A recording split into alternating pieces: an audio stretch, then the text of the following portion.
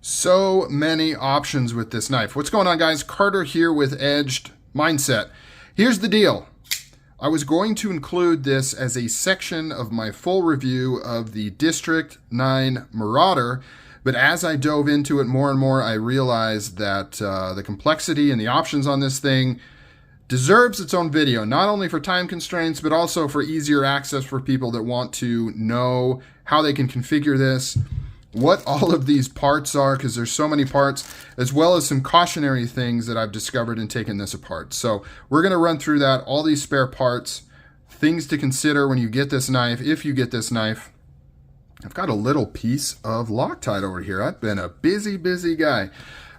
So first off, my first tip on the District 9 Marauder is when you get this, go through your parts package, consider all these options, come up with your game plan. Now, all this can be, you can take it apart and reconfigure it as much as you want. However, I made the mistake of thinking I knew how I wanted to set this up and Loctited stuff, and then I had to take it apart again, and then I made other decisions, and before realizing what all my options are with the different parts and the different configuration.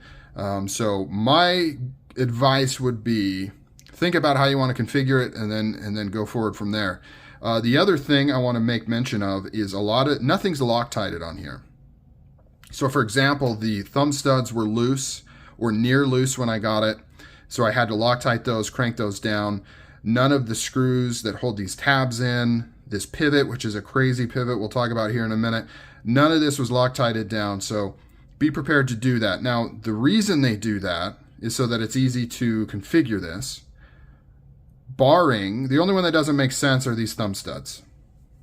We'll start there, I guess. So with the thumb studs, it comes with a spare set here, and I assumed that these were deeper, bigger, so that if you wanted to do like a thumb stud only configuration, you could put on bigger thumb studs and it'd be easier to deploy.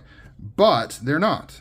They're literally just spare set of thumb studs, which is strange because I'll get to that a little bit more in a minute, but I don't know why you would need an extra pair of thumb studs. These aren't going to wear out. You shouldn't lose them. If they just would have came tightened with Loctite on there, you would have no need for these extra thumb studs. Now, you could be saying, well, it's still cool that they included them, which is true, except for the fact that they didn't include an extra set of the one thing that I think they really needed to include. And that is, I'll just jump into that. I'm all over the place. And that is the bearings. So this comes installed with multi-row ceramic bearings in here. I really wish I would have thought of this video before I took everything apart and put it back together and Loctited it, because it would be much better to actually show you guys. But I suck. I apologize. So I'm talking about it post tense. But it comes with multi-row bearings with ceramic ball bearings in there, washers, right? And included with those are these steel washers that protect the titanium. Oh, geez. Don't you love it when you got to pour out the whole bag just to get one thing? It comes with these steel washers here. Where's my other one? I should have two of these. Did it only come with one?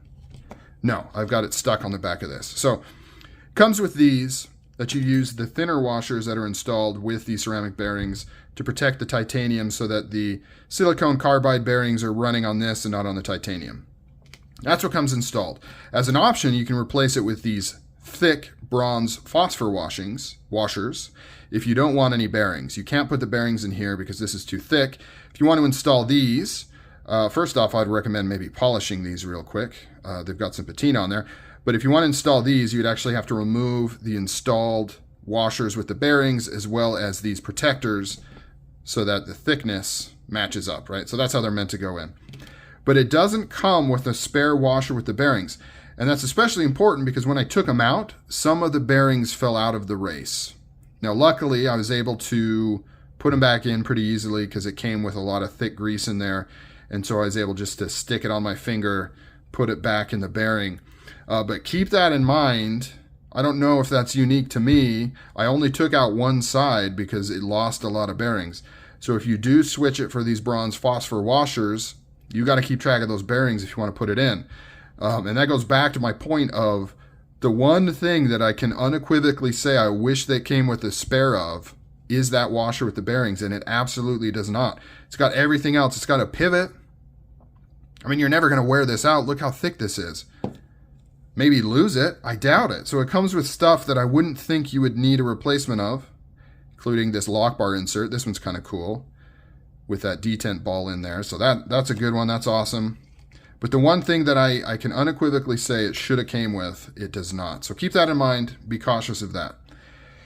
Now, what else do we got? So the main two things you can configure are these two tabs up here. So both this flipper tab on the back, which came installed on mine, can be removed. You can remove that and put in a filler tab if you just don't want that flipper there. That's really your only option. You can go flipper, rear flipper, or no rear flipper. Now on the front, you got three different options. You can do the same thing. You can just completely remove this and put in a filler tab. It actually comes with two filler tabs. So if you want to do thumb studs only, you can with two filler tabs. You can do rear flipper only.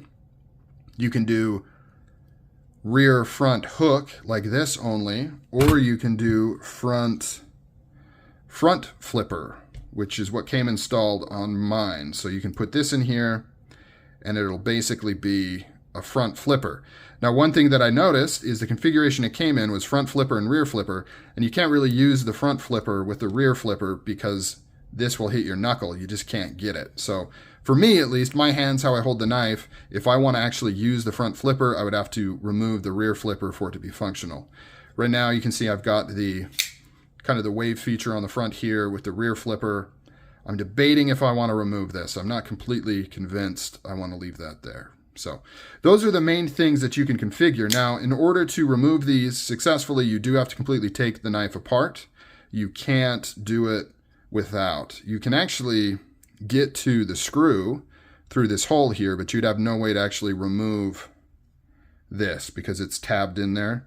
And at no point does it actually completely clear that tab. So you do have to take it completely apart to remove these, which brings me to my first point that I mentioned of, kind of coming up with a game plan, if at all possible, so that you're not taking this thing down and putting it back together more than needed. Main reason for that is this pivot here, which is pretty crazy. We'll talk about that in 1 second. I got one more thing to say. So this is the only spare part that took me a long time to figure out what it's for. I could not understand where this goes. It doesn't really fit with anything else. Then I realized what that is for is if you want to remove this pocket clip, that is the filler tab for this void here. So if for some reason you want to put this in a sheath or, I don't know, just carry it loose, you can remove this pocket clip and then you can use this to fill that void. Not something I'm going to be doing. Everything else is pretty standard. Extra screws, which is so awesome. You don't know how many times I've taken apart a knife where I dropped a screw and you have that moment, that realization of, oh man, if I can't find that screw, it's going to be a big deal. I've got to reach out. I've got to try to find one.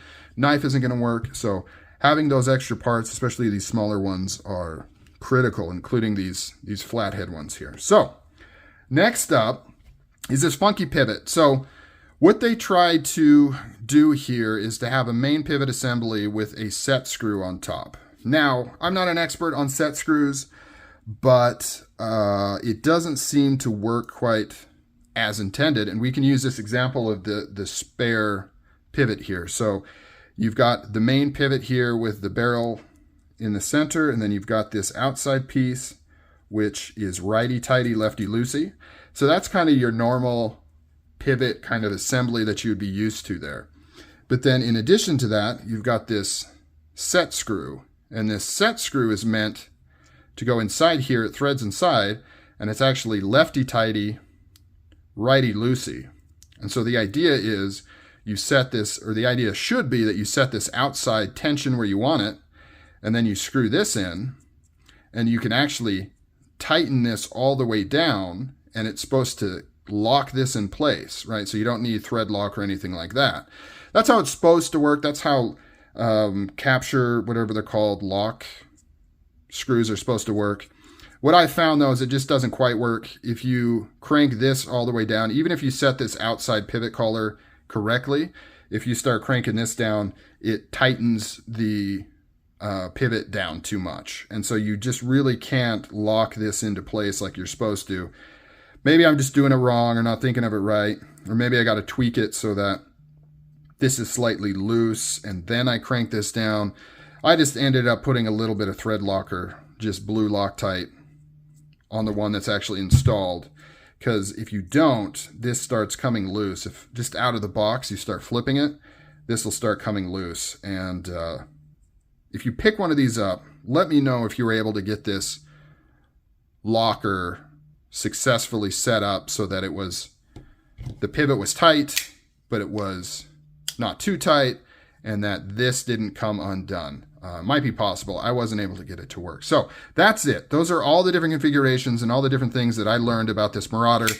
Really cool knife. Very neat, all the different options. This is something where you could get 2 of these and set them up different. So that you've got a thumb stud only, flipper only, you know, whatever. You can kind of configure them how you want to configure them. So really kind of a cool, ingenious design with so much going on. It took me like a day to really wrap my head around what all was possible with this. All right, guys, that's it. Let me know. If you had this knife, have you configured this in different ways? Have you found out all these little pieces and tricks?